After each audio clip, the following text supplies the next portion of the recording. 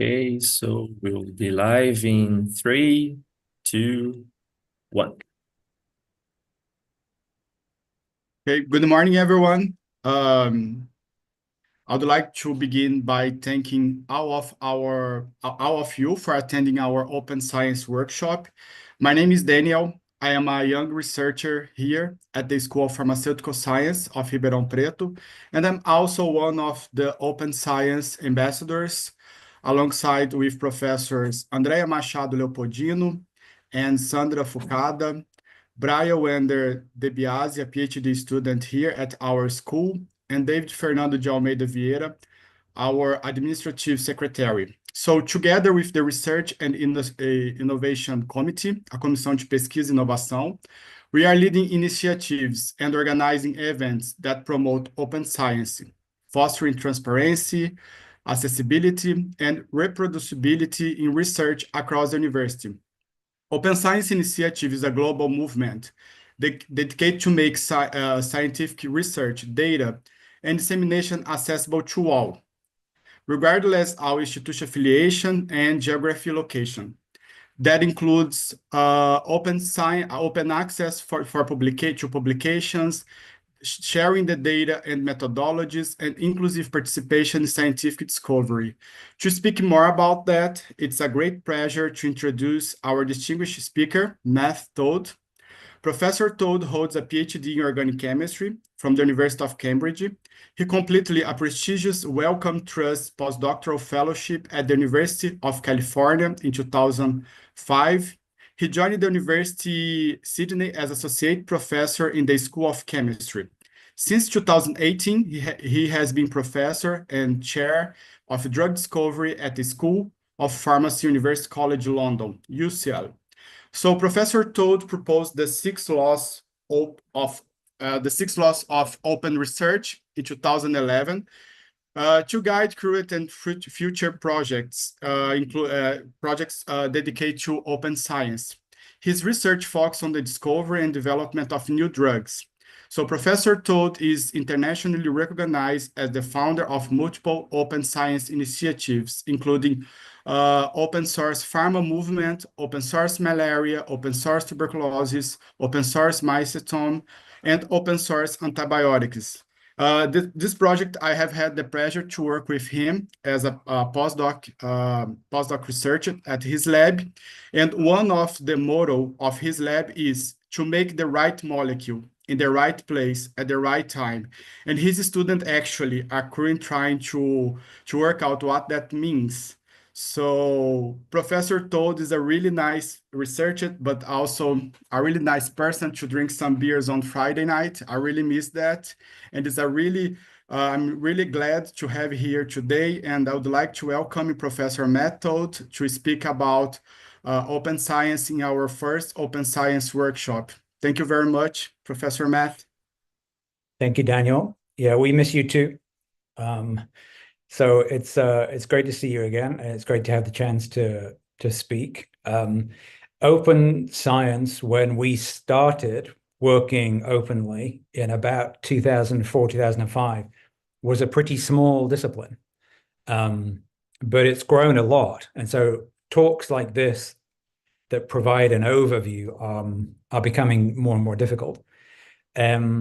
And so if I forget something, please accept my apologies in advance. But I have a few slides that I can share that tries to show a little bit about what we've been doing in open science over the years.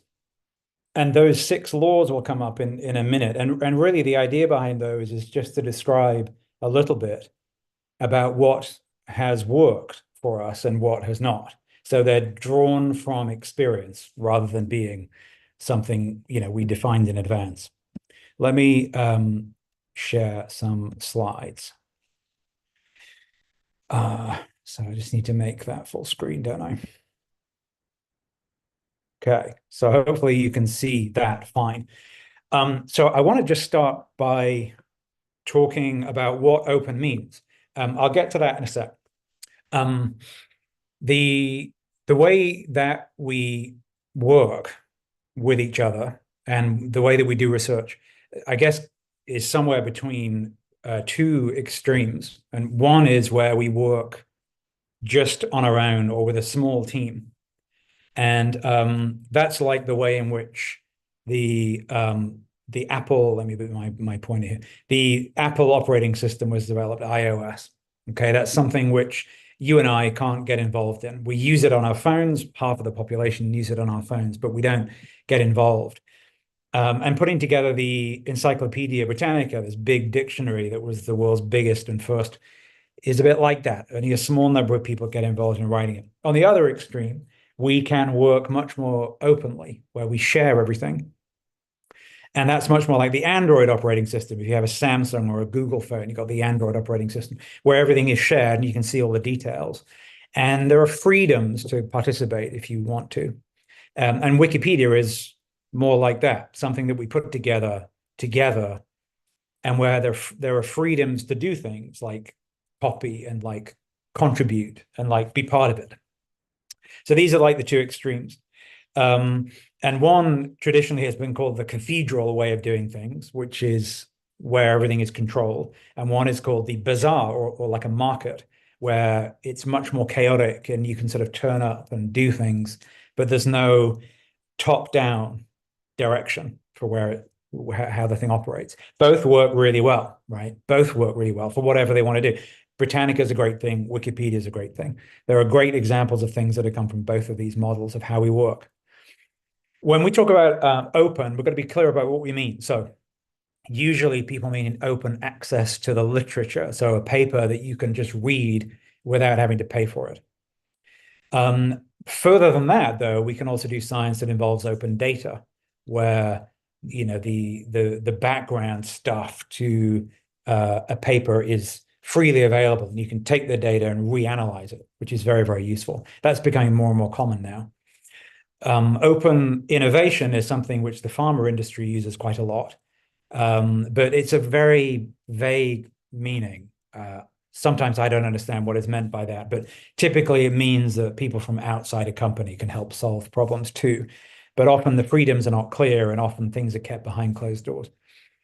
Open science is where you share more things like samples and more stuff than normal, which is, I guess, mainly what the talk is about. But we go to the other extreme of that and call what we're doing open source. And by that, I mean everything is shared. And the licenses are clear about what you can do, how you can participate, what you're able to take. But these licenses are very boring, but they are crucial to defining what you're allowed to do. So you may not have noticed this, but on the bottom of every Wikipedia page, there is a link like this one down here. And that's crucial because it spells out very clearly in advance what you're allowed to do with the content. Open source has been responsible for the creation of enormously important things in software. Some of the things are shown on this page, but really, it's really exceptional how working in this way of sharing everything and allowing people to participate and allowing people to give things has led to enormously important things that operate the internet and operate many of the things that we take for granted. So Firefox and Chrome, for example, are web browsers, which are now the most popular, and these are open source products. So it's not as if this is just a way of working that involves a few kids in a few bedrooms, tinkering away. These things, open source products, can be market leading. So we have open source for software. Do we have it for the discovery of medicines? Well, no, we don't. Essentially everything is done with the cathedral model, where everything is tightly controlled. Why? Because it costs a lot of money to develop a new medicine. Typically speaking, costs a lot of money. People invest that money and they need a return. More than that, to spend so much money on a medicine, you typically want a guarantee that you're going to make money. So a pharma company will give you a guarantee of return on your investment. In order to control that, the industry uses patent protection, which means you have to be secretive, because you can't patent something that you've already described in the public domain. So typically speaking, there are no bazaar models for medicines development. Everything is done, typically speaking, secretively, because you need secrecy to get a patent, and you need a patent to guarantee a return on your investment. It's a very simple model, and that's why the pharma industry do not work openly. What that means is, of course, there are lots of areas where profit is difficult, and where it means that the pharma industry, which is extremely good at discovering and developing medicines, can't operate. So in the area of Alzheimer's, because it's too risky, in the area of antibiotics, because there's market failure, in the areas of neglected tropical diseases, where there's market failure again, no one's got any money. These are areas where the pharma industry cannot, they're just not able to operate and deploy their resources to discover new medicines. So we tend to lack medicines for some of the biggest things that we need medicines for. Everyone knows, I think, in science that some form of openness is useful in terms of being accelerating for research. So there are some example organizations here, but there are an increasing number of organizations that operate on the idea of sharing data to try and accelerate science. I started Open Source Malaria, which I'll talk about in a minute. I'm also part of the SGC. We've worked strongly with the Medicines for Malaria venture, and there are some other organizations down here and more besides that share data because they see that as being a way of making science faster. So I wanted to take you through a little tour of a few things about the way we've worked, a few statements here about open science applied to drug discovery that I think are the most interesting. The green ones there, I think, are obvious and obviously true. The blue ones are kind of basically true, and the kind of orange one there is still the problem. The same problem it's been 20 years ago, the same problem it is today. It's still the problem about people worrying about sharing stuff. We'll go through them briefly one by one.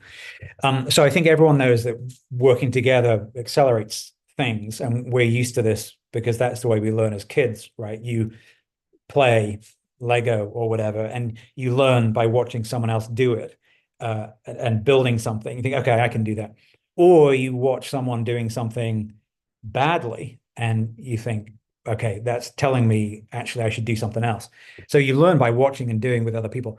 So we all know this, right? And science works best that way. There are very few areas of science where the guy on the right, Andrew Wiles, a mathematician who solved Fermat's last theorem, worked on his own, and on a blackboard for years.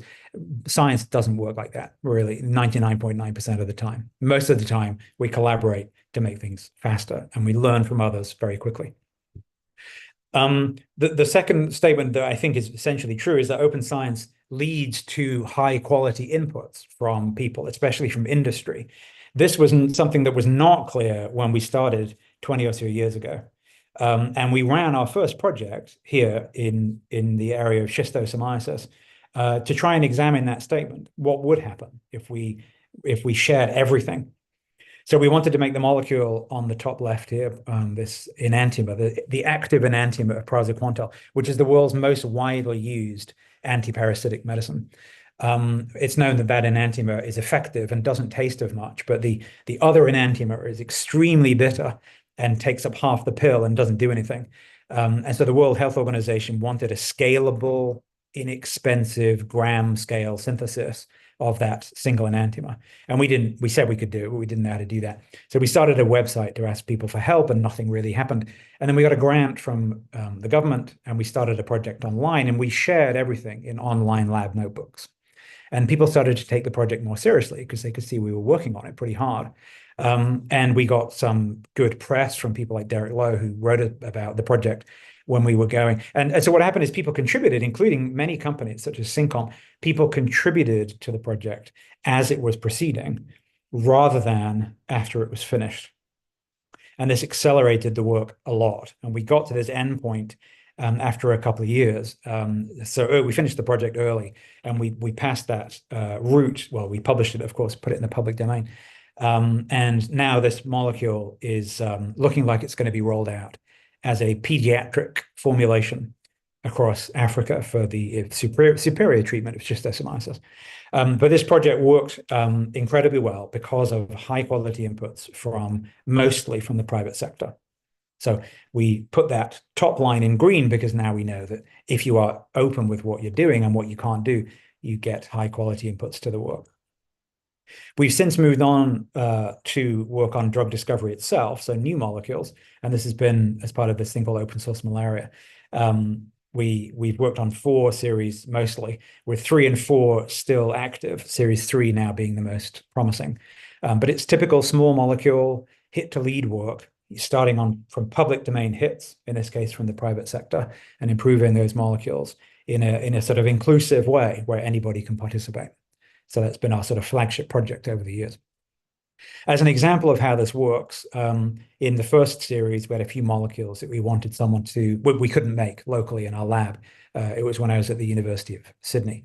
So we asked people for some help. Could anybody make these molecules? And a student in Edinburgh, whom we'd never met, said, yes, I can make those, and started to work and shared all the data online so that we could see the quality of the work, and eventually end up making several crucial molecules, which got him authorship on the paper, and answered a key question for us about whether we could replace this ester with a sulfonamide. And it was a great contribution. And a few years later, we met and we had a beer and we talked about it, but it worked well because he was clear what was needed. He was clear that his contributions would help. And so we worked very well like that. We've had multiple examples like that over the years. This paper on the left was where some companies who were new in artificial intelligence and machine learning were asked to help predict active molecules in one of the open source malaria series. And they predicted molecules, we made them, we tested them, and we showed that some entrants to this competition were successful and some were not. But the fact that it was public did not stop the company scientists from contributing in full. It's not as if the openness is alarming to people. It acted as an incentive to work with others openly to improve people's approaches. We have extended this, as Daniel said, to antibiotics. And Daniel was working on the second series in open source antibiotics, which has the kind of structure shown over here. And this was a collaboration between a couple of universities, actually 3 universities in total, with a small grant that funded the core of the work. And then because we were putting everything out in the public domain, additional resources down the bottom here came in. So people started contributing. A consultant working in the pharma sector, another university jumped on board, D&DI helped out. This is obviously an institution known well to you. And a company in the UK did some metabolic ID work. So because we were clear about what we needed and what was lacking, people contributed around the core funded part of the project. And we ended up publishing this work a year or so ago. And because the molecules were freely available and very easy for other people to get a hold of, we published a second paper where we explored the same kind of core motif against leishmaniasis. So again, the licensing about what people could do with the molecules was very simple, and people were free to use those for other research projects. This kind of work also leads to quality inputs from outside of industry. One of the projects we work on is mycetos, where we're trying to find a medicine to treat a neglected tropical disease called mycetoma, which is a fungal infection, a really nasty fungal infection that lives under the skin. And for many patients, there is no treatment for this other than amputation of the affected limb. So we're trying to find medicines for this that are inexpensive and simple. And again, because the molecules are fairly straightforward, we've had quite a lot of luck working with local schools around where I am in London. The kids are able to make molecules as part of advanced chemistry projects that they do, and they contribute molecules and we evaluate them. And that's been a really nice feature of that project. Again, made easier by the fact that everything's open. All right, so this brings me then to the tricky statement about open, which is about the academics are worried about being scooped and data being stolen. This is still a worry. So publishing work like this takes place in the usual way. Everything is online, but the paper that you write is a new thing and can still be published in a traditional way. Back when we tried to publish this paper on the screen, the first open source drug discovery project paper, many journals wouldn't accept it. So Jackson and Angevanta, they wouldn't take this paper because everything was in the public domain.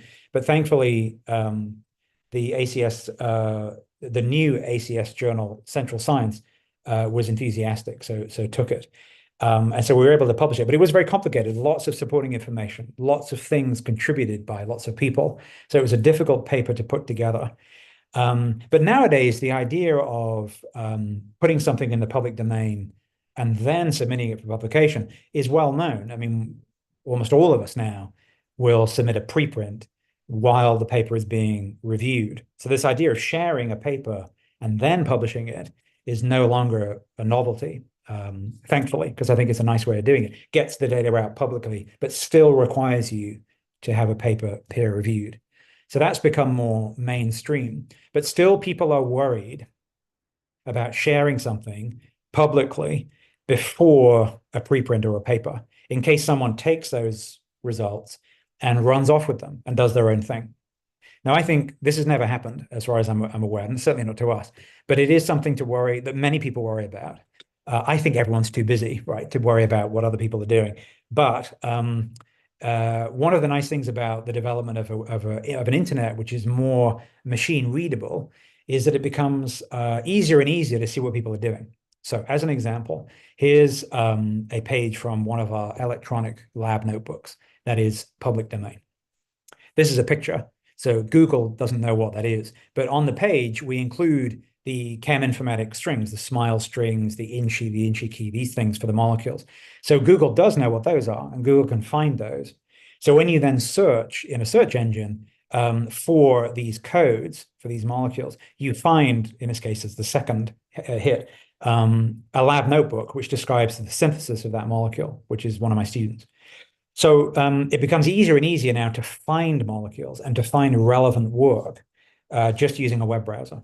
Again, 20 years ago, impossible, right? But now it's more easy. So in a sense, having a lab notebook, which is publicly available, means you share and kind of publish your work pretty fast, as fast as you can imagine it. I can do an experiment, put the lab notebook entry up, and a few hours later, Google's found it, right? So it's becoming easier and easier to find work. What that means is if you work openly, it's increasingly difficult for someone to say, oh, I didn't know you were working on that. No one told me. I didn't see any papers. It becomes easier and easier to find relevant work now that is outside of traditional papers. It's quite an important point because it makes people less nervous about putting things online if it can be found by everybody very easily. Okay, so in terms of the tools we've used and generated for this, we do have pretty good tools for working openly. Not perfect, but pretty good. We have electronic lab notebooks. We have ways of discussing things online. We use a website called GitHub, which is a programming website, but works really well. There are very easy ways of sharing open data on things like Google Sheets and other things. And social media now makes it very easy to have a community of people working together. So we, over the last 20 years, have had students through to senior people in the pharma industry making active contributions. And through thinking about what works and what doesn't, we came up with these 6 laws, which basically describes how things work. And the first 3 are the ones that are of most interest to people. The idea that everything's shared, anyone can participate, and we're not going to patent anything. So those are meant to make it simple to understand about how these projects work.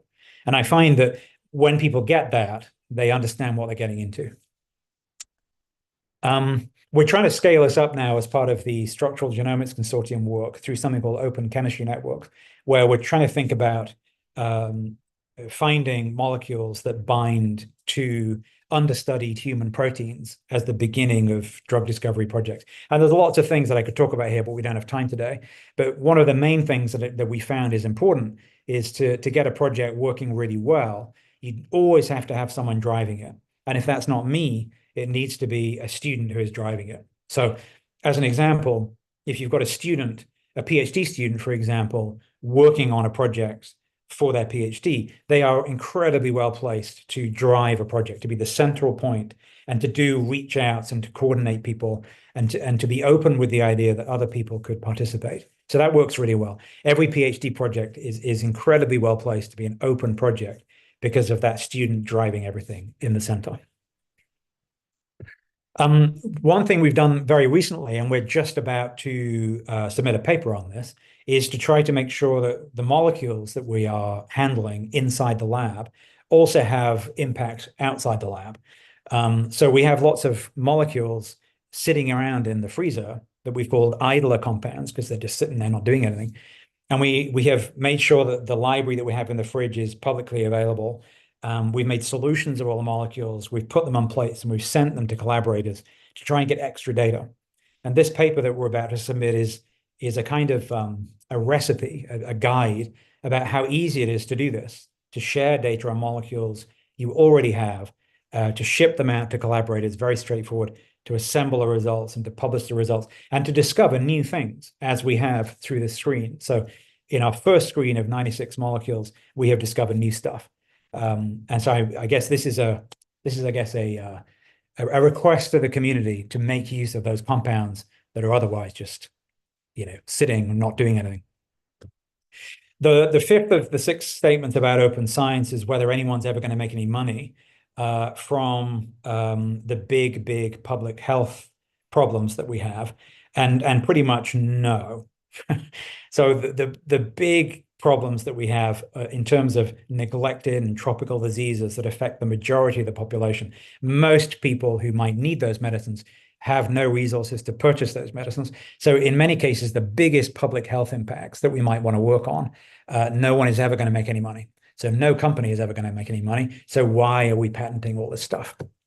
And so hopefully that is fairly uncomplicated. We can talk about that more if we want to, but one of the big impacts of working openly is in some of these massive public health challenges that we face in the world.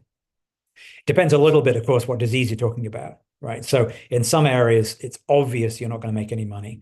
In some areas, it's obvious you can make money, right? The areas where the pharma industry tends to work. But there are some areas which are a little bit more, well, it's not so clear whether you can make money or not. And antibiotics and I think dementia are a couple of areas there. Well, opinions vary. Can you make money in antibiotics? A lot of people think no. Some people think yes. Are we ever going to have a medicine that's going to be effective for Alzheimer's disease that will be profitable? Some people think no. Some people think yes. So there's some debate there, but these arguments about openness depend a little bit on which disease you're talking about. We know, though, that you don't need patents. So the last statement I was going to talk about is whether drug development can be supported financially by not the pharma industry, by something else. Well, we know that that is the case. So we know that there are medicines like penicillin, the polio vaccine, azacitidine, which is anti-malarial, and fexinidazole for sleeping sickness. These are all developed unpatented using sources of money that are non-traditional. Big public health impacts from unpatented medicines. We also know that there are lots of other sources of money that can be drawn upon to help develop medicines, such as the Global Fund and Unitaid and all of these things. So there are other ways of funding things that don't require backing by the pharma industry. It's just they're not typical, that's all. There are other ways of doing things. I don't have time to talk about data exclusivity, which is an alternative to patent protection. But other projects like the COVID Moonshot project got a lot of money from the Wellcome Trust for preclinical work on a molecule that they had developed. Open Insulin, I think, works on donations. But there are lots of funds from philanthropic organizations, NGOs, governments that will help develop medicines further, which work outside of the pharma industry. So it's not as if we have to involve the pharma industry in funding a bunch of this stuff. One way of doing it, though, is to work with the pharma industry, as is normal, and be happy with the idea that you can develop a molecule which is quite advanced in terms of its effectiveness, and yet still can be translated into a molecule which can be patented. And this is the essential model of the Structural Genomics Consortium, and is also the model of this antiviral consortium that I was helping to drive until the grant was stopped by President Trump a month or so ago. The idea is that you develop a molecule which is essentially a chemical probe, a molecule which is selective and potent and is effective inside a cell, but which is not modified and optimized to be a medicine. You can take that molecule, and because there's lots of possibilities of changing it, you can an industry partner can take that molecule, modify it enough that it can be then patented. And there are lots and lots of examples of a public domain unpatented probe being changed into a molecule that's being developed by a pharma company, even though they share lots of motifs. Here are some examples from SGC probes in the top here, through to molecules that are in clinical trials funded by an industry partner in the bottom. And you can sort of see, the same motifs present in both. So the probe actually helped the company develop the medicine, which is in clinical trials and which is protected. So we need to relax a little bit about this idea that the probe molecule, the potent on-target in-cell active inhibitor of a protein or a binder of a protein, that can be public domain, and it does not interfere with the development of a medicine that can be patented by industry, if that is the way you want to go. And I think often, particularly in universities, we are very, very quick to patent things in order to try and somehow protect that, when in fact it's perfectly possible for the pharma industry to go right ahead based on our public domain work. Okay, the last few slides, I wanted to talk about a particular open science project that we are working on next.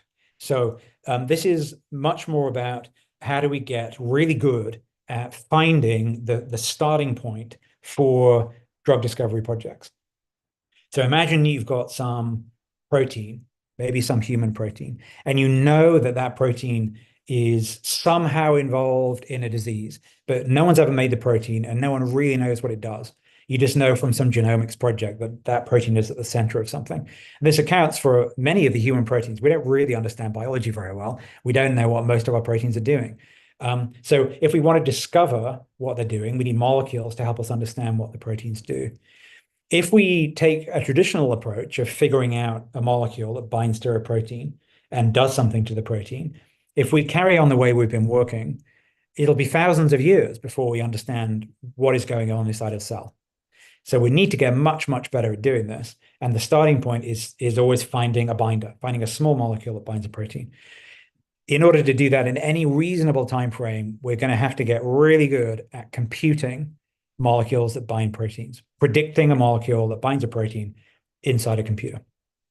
How are we going to do that? Well, there's a good roadmap for this from AlphaFold, which is the machine learning algorithm that predicts protein structure. Right? That beautiful algorithm came from a large amount of really high quality public domain data from the Protein Data Bank. So for decades, biologists were putting nice, high quality, curated protein structures in a database that was machine readable. Lo and behold, once you've got that, you can then develop a machine learning algorithm to predict what the protein should look like. And that's what AlphaFold, that's where it came from, a bunch of really good experimental data. We need this for small molecule protein interactions, and we don't have it. We have a bunch of literature about interactions, but every paper is different, and none of the data really are machine readable, and all the assays are different, and there's no consistency. So we need a database of proteins and binders and non-binders to allow us to develop machine learning models to predict molecules that will bind proteins. Then we'll accelerate everything. This is not just me saying this. A bunch of people are saying the same thing, that if we want to really use machine learning for something good, we need a big database of proteins and molecules that is consistent. And even the industry, the private sector people working on this exact problem have called for a big public domain database that will allow us to develop these models really well. So that's the project we're going to try and do. The SGC is really pushing this in the next few years, a big open data set of binding of small molecules, so that we can kickstart drug discovery in the open across thousands of targets. So the idea is that you purify a bunch of proteins, you screen them, you build models from the data, you make and test predictions in the lab, and that allows you to refine machine learning models and get really good at predicting molecules that should bind diverse, understudied proteins. So it's machine learning. It's not docking. It's machine learning, prediction based on similarity. So the idea is you get a bunch of proteins. You do a couple of screens, and I'll talk about these very briefly in a minute, using a couple of technologies. You then release the data. You ask a bunch of people, including us and people out in UCL and people in Imperial and people in Brazil and everywhere, to look at the data and make predictions of molecules that should bind a new protein. And then you make and test those in the lab. And then you do a cycle of this endlessly and improve machine learning algorithms based on experiment. That's the idea. Something we want to push over the next 5 years is to develop this big data set. What are these technologies? One is something called DNA encoded library screening, where you have billions of molecules in one screen. Some bind, some don't. You can sequence the DNA to identify the binders. You can use that, and these are billions of molecules, right, in one data set. You can use that to develop a machine learning model that should be predictive and allow you to predict molecules you can buy that bind the protein. So this is DNA encoded library screening with machine learning, DEL-ML. This has been working pretty well in a big pilot project run by the SGC, mostly in Toronto and North Carolina. And there's this preprint here, which really nicely describes the discovery of a bunch of pretty good binders. So to bind a protein called WDR91, which is a human protein related to viral infection, these molecules were purchased and measured. Out of 48 molecules only that were purchased and measured, 15% of them bound. So in terms of getting a micromolar binder of this protein from the purchase of only 48 compounds, that is pretty good. And this is based on a DEL-ML model. And the binding is confirmed by crystallography, so we know exactly what they're doing. The other method is a bit simpler, a much smaller library. You have your protein on a surface, on a bead, and you add in a few thousand molecules. The ones that are bound are not washed off when you do a wash. You then denature the protein. You do a a big LC mass spec experiment here. You find which molecules have been bound a little bit, and then you check those in some orthogonal assay, some biophysical binding assay. And so you can run several proteins at the same time. Here's 8 proteins being run at the same time. And you see which of the molecules were enriched in these essentially the supernatant, so which molecules are bound. You check them with a biophysical assay, and you can confirm by X-ray. So again, this provides many thousand molecules at the same time, but is a more direct binding assay. You don't need to do the DNA encoded part. In some cases, the molecules are racemic, and you find that one molecule is bound selectively, and that gives you confidence that you're looking at a real binding experiment, a real binding event. Again, crystallography can be used to solve this. So with these two approaches, the DEL-ML and the ASMS, and we multiple proteins, maybe 2,000 proteins, with all of this data in the public domain, we should get really good at being able to predict which molecules are binding. This has been applied to multiple tough targets and have developed micromolar binders, which are commercially available. So obviously, as part of this, what we're hoping is to get inputs from the wider open science community. It's a lot easier to have someone donate a protein than it is to make it from scratch. So we are hoping for protein contributions from the worldwide protein science community. All we need is a couple of milligrams, his tagged, so that we can put it on a surface and we can run a bunch of these experiments. And then, of course, the data that are generated would be yours to do with as you please, provided you're happy that everything is in the public domain. Proteins have been contributed by a number of different places. This map is a little bit old now. We've got a few more countries that have jumped in. And about 50 or 60 proteins, I think, have so far been contributed, but we haven't really launched the project properly yet. So it's starting well. The other side of things is to have machine learning people play with the data. If you know a machine learning scientist who might be interested in helping with this, then please let them know. There's a website called AirCheck where DNA encoded library data is posted, and the data can be played with freely in order to develop models that might be predictive.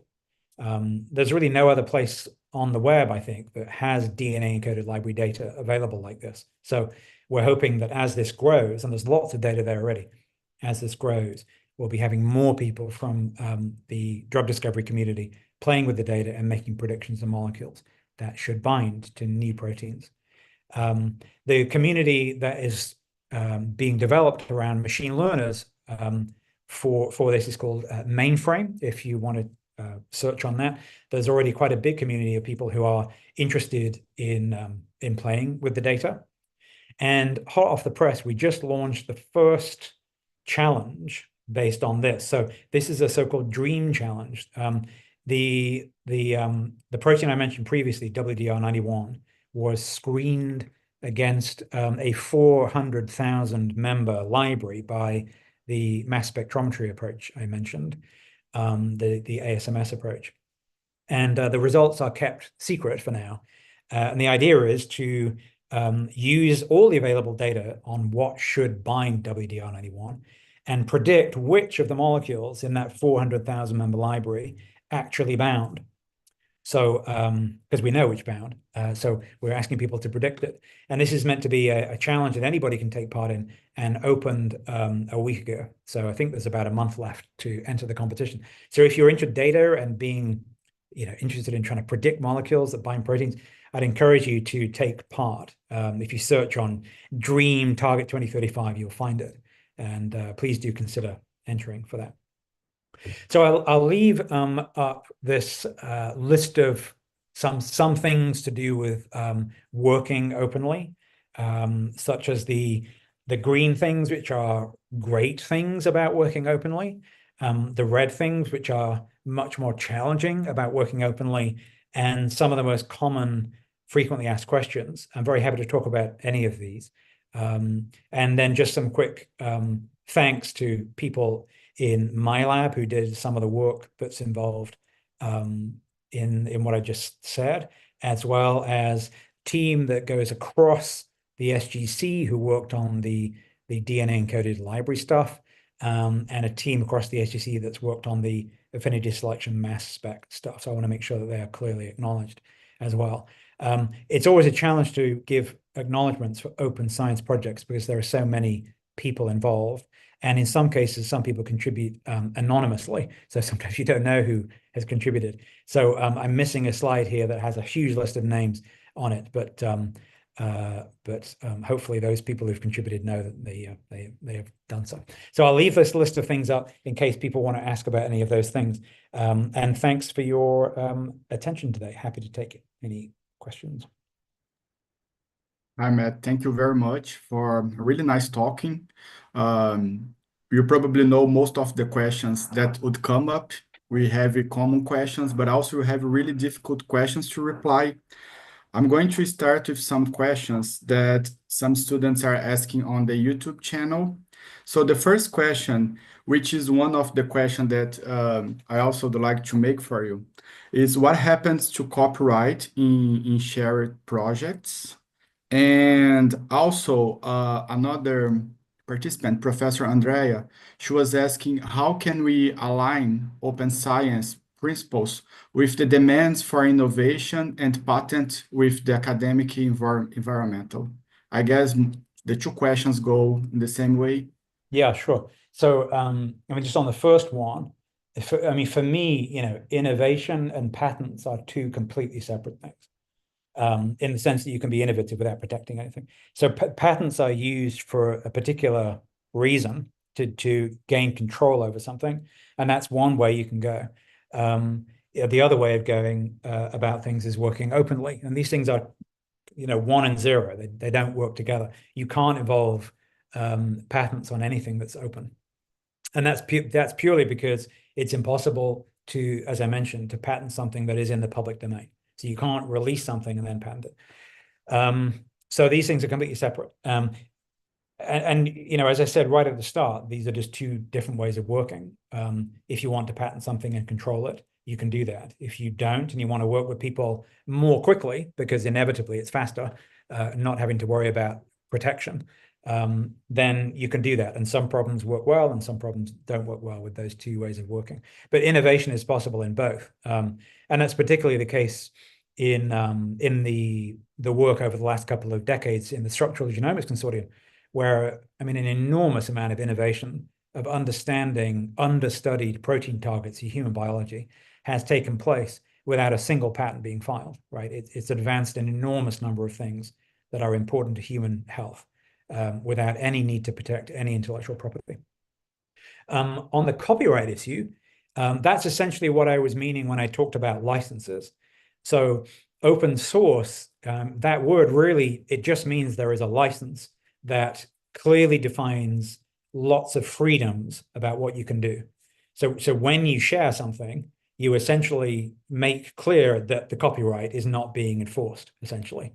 That's still there by default, but you're saying, okay, these are my terms, and so you can do this, this, and this with it, no problem. And that's why it's important to understand these things so that you know what it is you are allowing people to do. In the case of all of our open work, we try to make it clear that everything is governed by what is known as a Creative Commons CC BY license, which means you're allowed to do anything with the content, including making money, provided that you cite the original source, you cite the project. It was just, I mean, that's what we do in academia, right? We give citation to other people. So that's all that is. It's very simple. Creative Commons is very good for things like written content and data. It's not so strong on physical samples, but it's the best we've got. And it's also really easy to understand. So that's why we use it. So everything we do is CC BY, basically. But you have to be clear about that. Otherwise, people may do things you don't want to do. Yeah. One of the questions would be, we have lots of students here, PhD students, master students. We have students from law school as well. They're asking really interesting questions. But I would like to ask you, how can we inspire and convince young researchers that open science, it's a safe way to become a professor like you? Because I guess most of the questions would be, at the beginning of my career, if I start sharing, would be that sharing all the data, all my ideas, all the project, would that be a problem? Would that impact my research? And what is the challenge when I decide to go in this pathway? Yeah, so it will impact your research. It'll make it a lot better. So that would be my first thing. I mean, you're going to be a professor, right, Daniel? You've done this, so that you're a good example. Yeah, I mean, lots of students have worked on these projects and then gone on to, careers in academia or industry, from my group. It's not a substitute for academic work. It's just a different way of working. Everything we do in the open projects needs to be published, because a publication is a really good way of summarizing a project clearly of what you've learned, right? I mean, maybe what I should do is have this talk being delivered by some of my students who've worked this way and who've got papers and who've gone into other things. An example at the moment in my group is one of my PhD students is working on open source malaria series 3. That project is all openly available. We had a Nature Comms paper published on that last year. The student now has a postdoc lined up when she finishes her PhD. We're going to get another paper out on that project pretty soon, in part because we have been able to share the molecules with a large number of collaborators very quickly. There's no paperwork to sign because we're not keeping any secrets. And everyone seems very happy to do the assays on the compounds because all of the data is shared and no one gets a special advantage or a disadvantage. It's all part of the community. So it does make things quite simple because everyone understands the rules and everyone understands they can talk about things. So no, it's not a damage to career at all. I would argue it's the opposite. It can make collaboration a lot more straightforward and can bring people into a project that you don't know, because people can read about what you're doing and they can volunteer to contribute in a way that you wouldn't have had if you'd kept it secret. As you mentioned, you're talking a couple of times about the NDI networking. And I really believe, for example, for Brazilians researcher, open science is really important because one of the most important diseases in our country are neglected. And I really believe that we can accelerate to find medicines to treat those diseases if you are work with open science. And I'm an example of that because after that I came back from your lab, I wrote a young research project in a collaboration with the NDI. And one of the ideas of the project involved the network synthesis. It's open.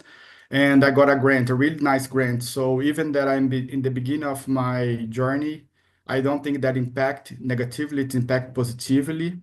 But before I go to our lab, I was wondering if I should do it in my projects or not. But after with the DNDI is one of my collaborators that we are trying to work together to find drugs for neglected disease. In the same way, not in the same way, but we have a really interesting question from law school students, João Pedro. He's saying about our health public system here in Brazil, which is we can get lots of medicines for free, and was inspired also by the British health system. We call here SUS, and he's asking. I'm quite interested in knowing if poor citizens in other countries, like I don't know, United States, how can sue the government in order to get high cost medicines as it happens here in Brazil? Because here in Brazil, we have common medicines available for everyone, like diabetes, high blood pressure. But for example, let's say a cancer medicine, which is really expensive, we can go to the justice and you can get it for free if you have a good lawyer. So, but even though it's not accessible for everyone, even here in Brazil, and he's asking for your opinion, if you know if in other countries that is possible. Yeah, so I mean, yeah, this is a law question and an economics question. And if you develop a medicine in the traditional way, which involves the pharma industry and secrecy and patents and so on, then necessarily the prices are controlled by a number of things that we can't change. National policies, the negotiations between companies and governments and those things. So it's very difficult to change that. And that becomes a political question. The reason why antiretrovirals became cheap in South Africa was a political question. There was some technology behind it which allowed it to happen, but ultimately that was a political decision. And so this is a bit separate from what I'm talking about here, which is the idea of developing medicines openly in the first place, which makes the politics, well, not completely go away, but it makes it a lot simpler. Because, of course, downstream, if you imagine taking this to its extreme, downstream, you would end up with a medicine that is straight to generic. It doesn't need you to recoup a bunch of money by making the price high. The idea would be it would immediately be inexpensive for everybody. Or if it's some part of the two where you've got a molecule that was developed in the public domain, which a pharma company developed through clinical trials but didn't invent, then you could imagine some halfway house. But ultimately, the idea is that openness would lead to less expensive medicines across the board. There's obviously, I don't think anyone who gets involved wants to use this as a way of making profit, and no one wants to use it as a way of making medicines expensive. Everybody is doing this in order to lead to high quality medicines that are inexpensive. That ultimately is what we're trying to do this for. So yes, it depends a little bit what you're talking about, but ultimately open is meant to mean that you don't need to use the medicine to recoup a lot of money and make a large profit from the research.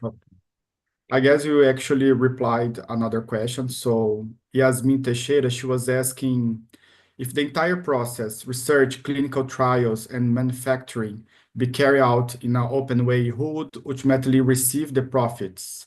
I don't know if you have any additional comments, but again, it depends on how you want to do this. Or if you want, the pharma industry is a tremendously good mechanism for discovering medicines, but they also operate with an absolute total requirement to bring profit to shareholders.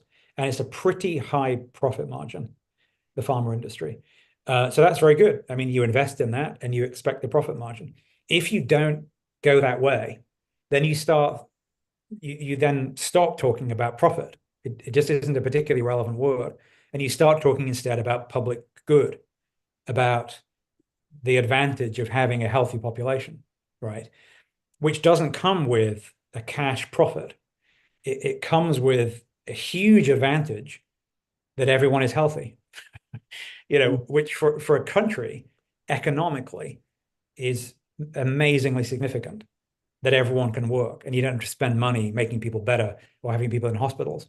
If we had an amazing medicine for COVID, who cares what the profit was, right? Because everyone would have been at work and people wouldn't have got sick, people wouldn't have died. So it depends what you mean by profit. If you mean cash, forget about it. If you mean a more productive society, which is therefore profitable, then yes, very much so. I have another question that change a little bit the subject, because I would like to ask you, we are now in the area of artificial intelligence, and I would like to know in your opinion, how the artificial intelligence can influence in a good way open science projects and make it bigger. And also, is now possible that artificial intelligence can force more and more access to the information, and there is no way to go back, and probably even big pharmas can now thinking about open the database, as you are showing some papers that researchers are calling for big pharma like AstraZeneca and others to open database. And do you think AI can force it, and can force positively, negatively? Well, so the last project I spoke about is what I think it could be an amazingly great application of AI to drug discovery. Being able to kickstart thousands of drug discovery projects, right? So if we get good at predicting molecules that bind proteins, that will be a big plus, and we need machine learning for that. Just by generating the data set that I mentioned, we will discover small molecule binders of hundreds of new proteins in the public domain.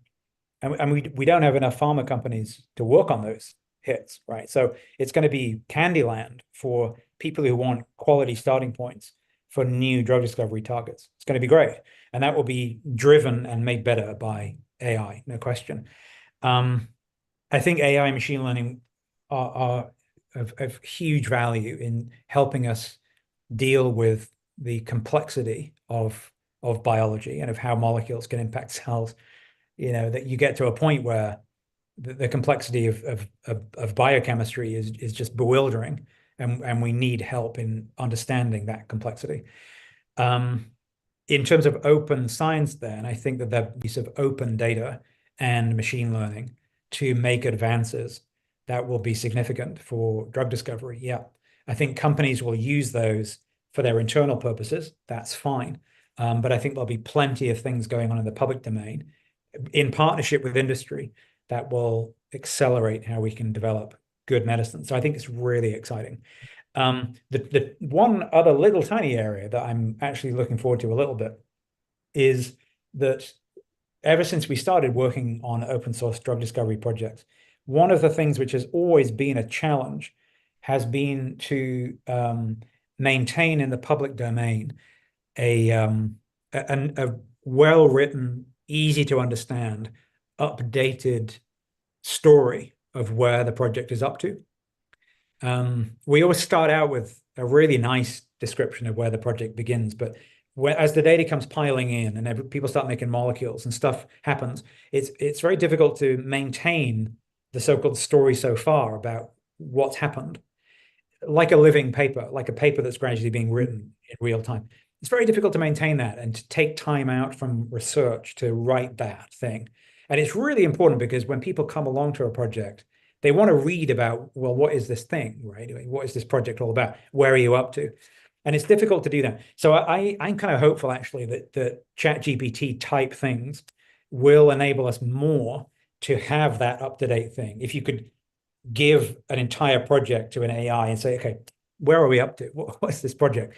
That could actually help us quite a bit in terms of writing where we're up to. So I'm quite excited about that. but you've got to not be naive, right? So if you are developing really good machine learning models to predict starting points for drug discovery, to predict molecules that bind proteins, you will also, unfortunately, probably get pretty good at predicting poisons.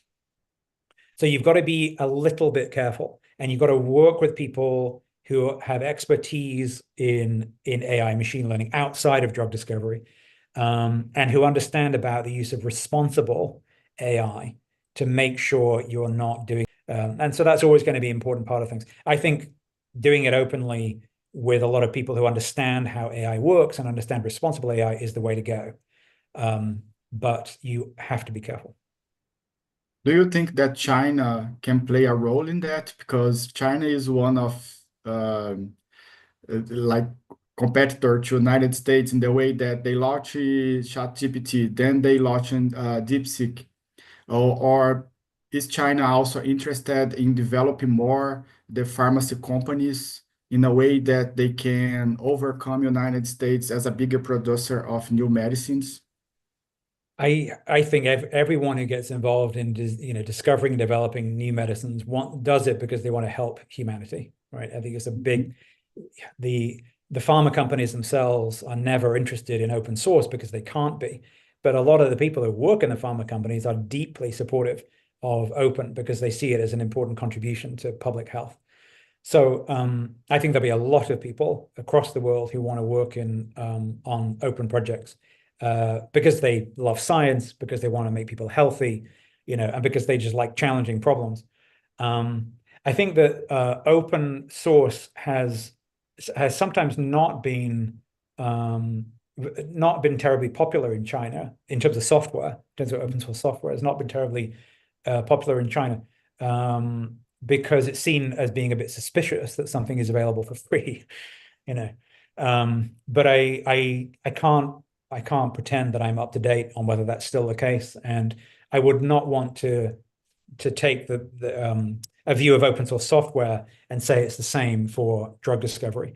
I think there's massive advantages in working as much as we can on open drug discovery of medicines with everybody, China included. So we have a two last questions. Enrique, he's a PhD student here in our school. He's asking how can we encourage scientists to boost science collaboration in a collaborative way that we implement all these open science laws, let's say like that, in our research. How can we encourage all the scientists to join us? Well, the way to do it is to go open, right? So to share what you're doing so that people know that they're up to date. I think the one thing that kills an open project is if people don't know what's happening. So they would worry that what they're doing is no longer needed. If there's any sense of that a contribution is out of date and isn't needed, then people aren't going to contribute. So you have to make sure you're sharing everything. That's the first thing, really, to have an open lab book and a story so far and saying, I'm doing this now and I'm doing this. Here's the new data. I'm now doing this. Those things. So I think in that sense, it's quite easy because, of course, in the lab, we do that anyway. We write what we've done. We write up what we've done. We have thoughts about what's next. We just don't put them online, but it's very easy to do that. You just put it online. You don't have to do anything special. The one thing, though, obviously, is that if you're a student wanting to do that, you ask your professor first. Because if you don't, and you just start sharing everything, then that might not go very well. Yeah, I guess, for example, we are doing this event today, and one of the organizer, Professor Andrea, when she was watching your presentation, she was writing me that she didn't know that you have this opportunity to collaborate with proteins. And after the talking, she's going to contact you to show you which kind of proteins she has that she can collaborate with you in the open science projects. I guess it's the biggest example that you can give for our students here that when we have this kind of workshop, we can emerge with new collaborations, with new opportunities. Before I joined your group, I was working here during pandemic, and then we start to collaborate with you in the antibiotics project, sending compounds to London.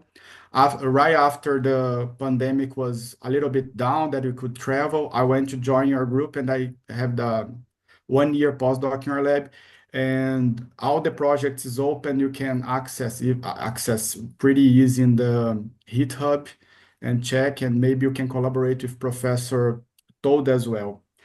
Just to finish, the last question is, we have lots of texts to publish. So we need some research journals, we need to pay for that. Even good journals, you need to pay.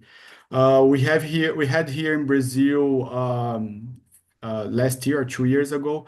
So the government started to be involved with some good journals, for example, ACS.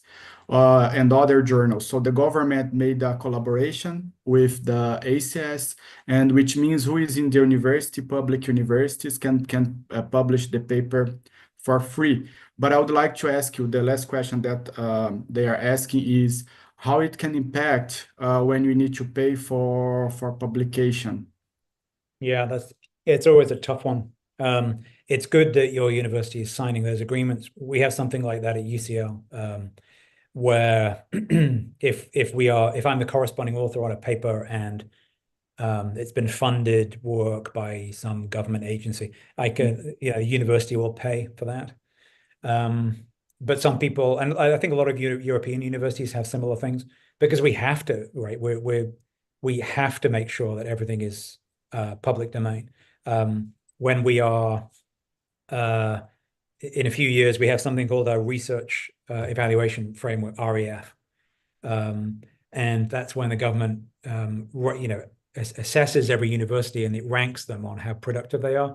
And it's very important we do well in that. All of the papers that we submit as part of that big exercise on seeing how good we are, all of them have to be open access. So there's a big incentive for us. So we have to make sure it works. But it's not easy. No, it's really difficult.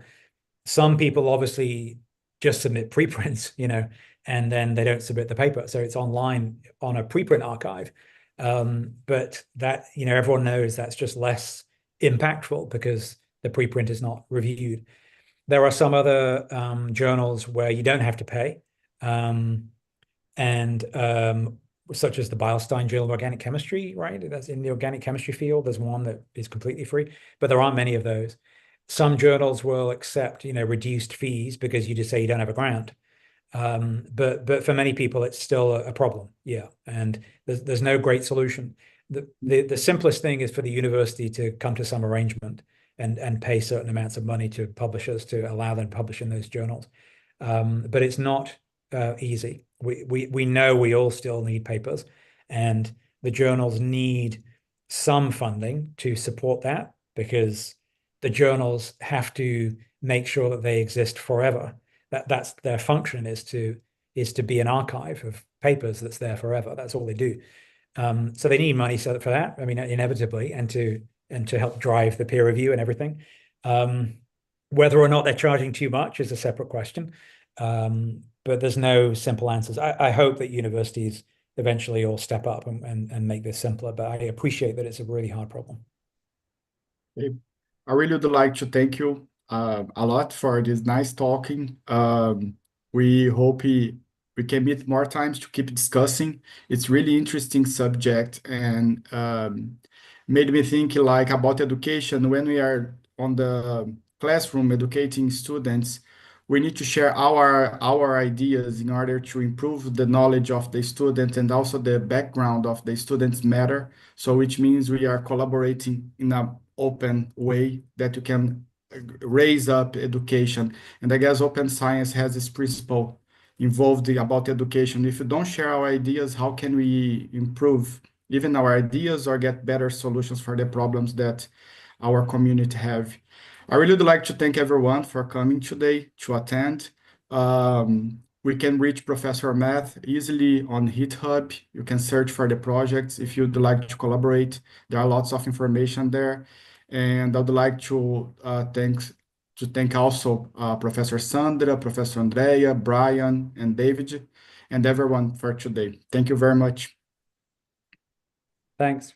Thank you, Matthew, for your impressive and inspiring talk. I'm sure all the students have liked a lot and they'll start to do different science. Thank you very much.